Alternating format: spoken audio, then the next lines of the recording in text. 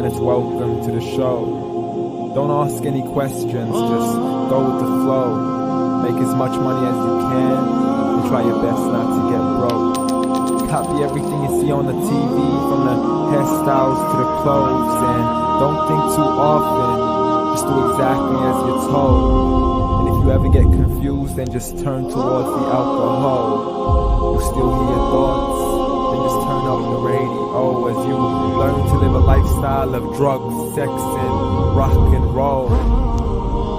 But in all honesty, I just need to know, is there more to the cycle than growing and getting old? Living and dying just to leave behind a happy home and a whole lot of property that somebody else is going to own. I just really need to know before the casket's closed, cause I'm not willing to gamble with my soul, nor am I ready to take any chances.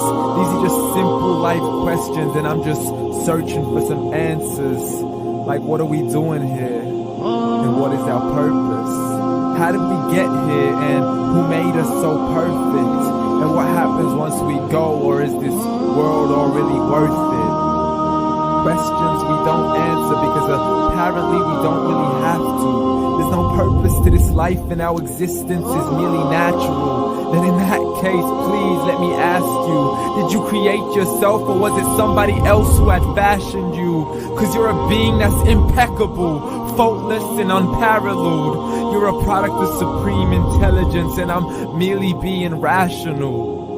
For there isn't a camera on this earth that can come close to the human eye, nor a computer that can compete alongside the human mind. And if the whole world was to come together, we wouldn't be able to create a single fly. So many signs, yet we still deny. The science tries to justify that all this could come from none, when it's a simple sum. 0 plus 0 plus 0 cannot possibly ever give you 1. So from where did all this order come? For everything has its origins, a maker, a creator of its own. I mean, the only reason you're watching this video is because somebody had to press upload. So we can believe in the Big Bang, but I'd rather believe in He who caused it to explode. Allah, the creator of everything, along with every single soul. The ever-living, the master, the only one who is in control. Unlike his creation, beyond our imagination. And no, he's not a man, nor does he have any partners in association. He's on his own. And no, he did not ever leave us alone.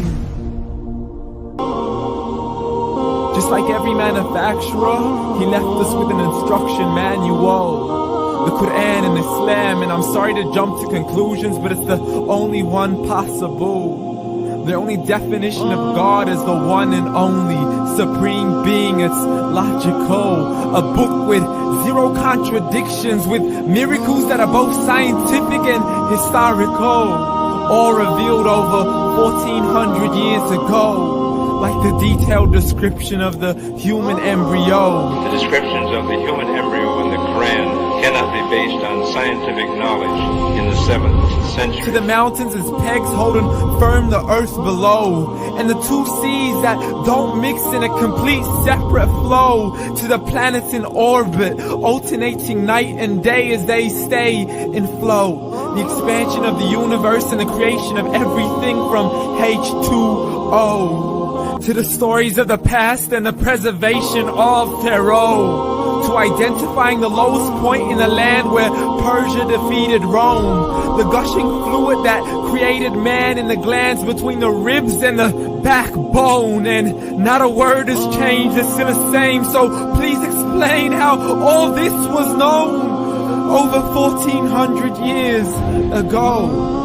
To a man who couldn't read or write, as he would recite whatever the angels spoke. And if you still don't believe, please try to come up with something that's even close.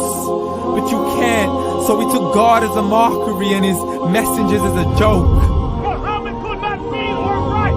How somebody who can't read or write gonna start a religion? Dismiss his scriptures as legends and tales of the ancient folk, as we live life according to our whims, desires, and hopes.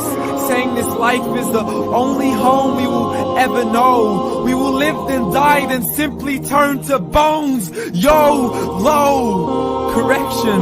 After the grass dies, the rain arrives and it regrows. And Allah promises to do the same thing to your very soul and bring you back from your very fingertips to your toes.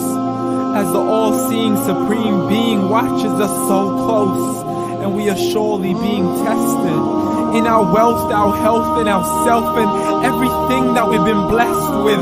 So believe, for we will surely be resurrected and be brought back to our Lord and account for every single deed as He hands us our books and orders us to read.